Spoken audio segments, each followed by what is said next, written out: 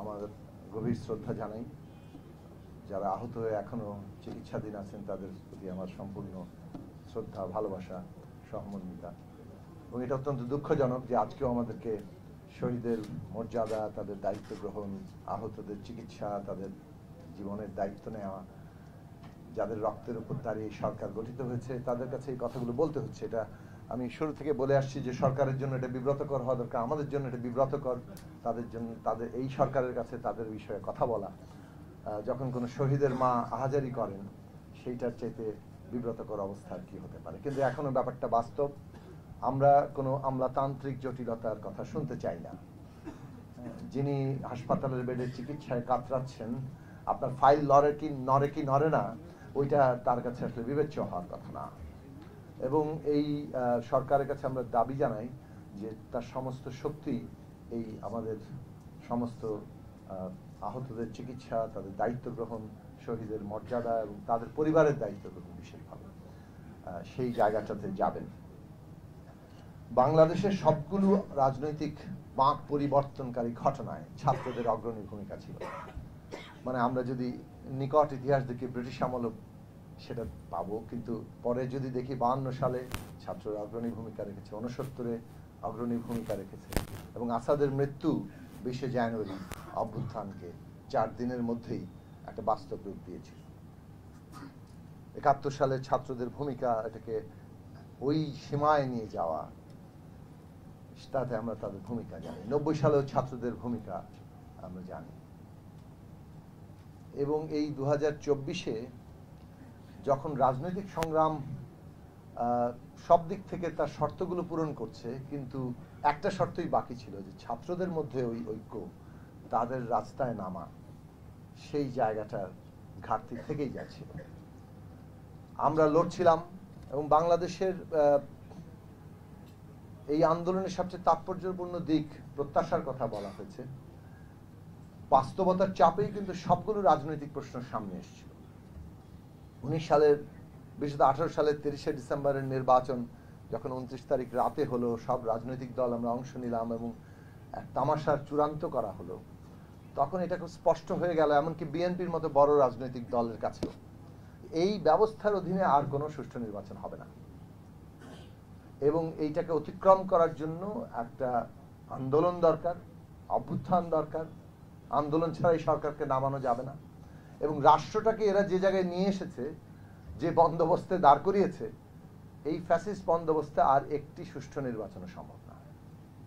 যে কারণে রাষ্ট্র মেরামতের প্রশ্ন আসছে, সংস্কারের প্রশ্ন আসছে, গণতান্ত্রিক রূপান্তরের প্রশ্ন আসছে, একটা নতুন রাজনৈতিক বন্দোবস্তের প্রশ্ন আসছে। কিন্তু এই সব কিছুর সংগ্রামও সরকার ঠিক যে আগে যতগুলো কৌশল করে নিজেরা তাদের এজেন্ট প্রভোকেটিয়ারদের দিয়ে সন্ত্রাস সৃষ্টি করে, তার দায় চাপিয়ে একটা ক্র্যাকডাউন করে সবগুলো আন্দোলনে তারা নানাভাবেই নস্যাৎ করে দিচ্ছিল।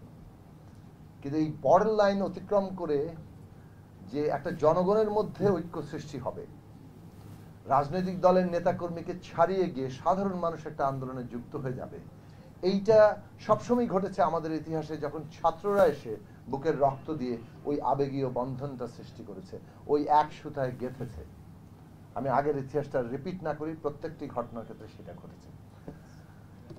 এইটা যখন কোটা সংস্কার আন্দোলনের উপরে রাজাকারের নাতিপুতির গালি আসলো, প্রথম ওই জায়গাটা আবারও নতুন করে ইতিহাসে প্রতিষ্ঠিত হলো যে আমাদের জীবনের চাইতে সম্মান অনেক বড়, ইজ্জত অনেক বড়। মানুষ তার সম্মান রক্ষা করার জন্য জীবন দিয়ে নামে। এবং ওই দিন রাতে যেভাবে শিক্ষার্থীরা নেমে পড়েছিল, তারা ভেবেছে যে এইটাকে বোধহয় থামিয়ে দেওয়া যাবে পরের দিন ছাত্রলীগ নামিয়ে দিলেই, যেভাবে তারা আগে নামিয়েছে। কিন্তু ছাত্রলীগ নামানোর ব্যাপারটা পুরোটাই বুমেরাং হয়েছে, হাসপাতাল পর্যন্ত আক্রমণ করেছে। তারা ভেবেছিল এরপরে বোধহয় পুলিশ দিয়ে দুটো গুলি করলেই এটা থেমে যাবে। পরের দিন আবু সাইদ বুকে গুলি নিয়ে সমস্ত ভয়ের রাজত্বটা ভেঙে দিয়েছে এবং সত্যি সত্যি ছাত্রদের রক্তে আগুন লাগিয়ে দিয়েছে। কিন্তু ইন্টারেস্টিংলি, এই যে 18-19 তারিখের সংগ্রাম, যখন ঢাকা বিশ্ববিদ্যালয় বন্ধ ঘোষণা করে তারা বের করে দিল, প্রাইভেট ইউনিভার্সিটির ছাত্ররা, যাদের নিয়ে নানান রকম একটু আগে তাসমিন খলিল বলে গেল, কিন্তু তারা যেভাবে প্রতিরোধ 18 তারিখ থেকে শুরু করেছে এবং 5 তারিখে বিজয় পর্যন্ত নিয়ে গেছে, সেটা অবিস্মরণীয়। এবং বাংলাদেশে একটা নতুন সম্ভাবনার জায়গা তৈরি করেছে যে আসলে আমরা যেভাবেই ভাবি না কেন আমাদের শিক্ষার্থীদের মধ্যে একটা মজুদ শক্তি আছে যেটা জাতির প্রয়োজনে সবসময় জেগে ওঠে, এবং এই মজুদ শক্তিটা আমরা কিভাবে কাজে লাগাতে পারবো।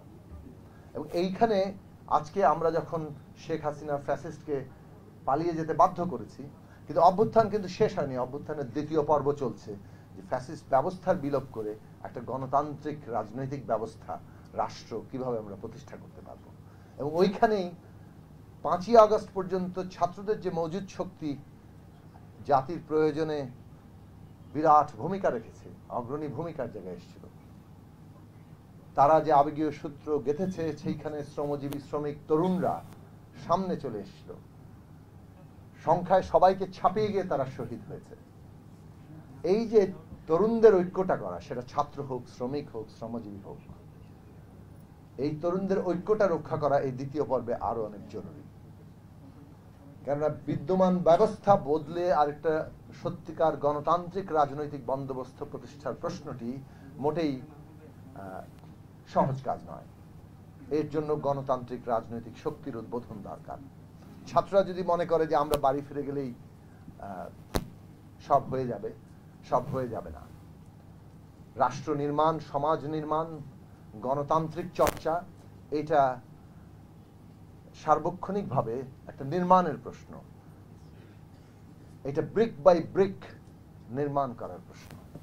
সুতরাং আমাদের ভবিষ্যৎ চালিকা শক্তি হিসেবে আমরা নতুন রাজনৈতিক শক্তির উদ্বোধন দেখতে চাই। এবং শিক্ষার্থীরা যারা একেবারে স্কুল ছাত্ররা, শিক্ষার্থীরা, তারা রাস্তায় নেমেছিল। এটা 1952 সালের আন্দোলন সম্পর্কে একজন পণ্ডিত বলেছিলেন যে তিনি ওই আন্দোলন দেখেছেন, নিজেও ওই স্কুল কিংবা কলেজের শিক্ষার্থী ছিলেন। তার বক্তব্য ছিল যে আমাদের প্রজন্মের সব যারা যারা রাস্তায় নেমেছে, এরা আর কখনো মাথা থেকে রাজনীতিটা ছাড়াতে পারেনি। তাদের বাকি জীবন তারা কোনো না কোনো ভাবে রাজনৈতিক থেকেছে। আমি বিশ্বাস করি ব্যক্তিগতভাবে কিংবা আমাদের দলের নেতাকর্মীদের সাথে, যারা রাজপথে নেমেছে এই 5ই আগস্টে, তারা তাদের মাথা থেকে এই রাজনৈতিক ভূত আর কোট আনকোট ছাড়াতে পারবে না। কিন্তু এটা যদি পজিটিভ ডিরেকশনে যায়, তাহলে আমাদের সামনে হোপ আছে। যে প্রত্যাশা আপনারা সবাই নিজেই দাঁড় করিয়েছেন, রাজনৈতিক সংগ্রাম থেকে কিন্তু রাজনৈতিক বন্দোবস্ত, সংস্কার, মেরামত, রূপান্তর সবগুলো আশা এসছে। ছাত্র এমন নতুন কোনো দাবি তোলেনি, কিন্তু তারা তাদের স্বপ্নের সীমাটাকে আরেকটু প্রসারিত করেছে, আরেকটু বড় কিছু তারা চায় এত আত্মত্যাগের উপরে। রাজনৈতিক নেতৃত্ব আছেন, তাদের সামনে চ্যালেঞ্জ কিভাবে তারা এই ছাত্র তরুণদের প্রত্যাশা পূরণ করবেন আগামী বাংলাদেশ নির্মাণে। কিন্তু সেই প্রত্যাশা পূরণ হবে তখনই যখন যাকে বলে পাহারাদার হিসেবে এই ছাত্ররা তাদের ঐক্যটা বজায় রাখতে পারবে। আমি সেই প্রত্যাশা করি আপনাদের কাছে। সবাইকে ধন্যবাদ, আবার সালাম, শুভেচ্ছা।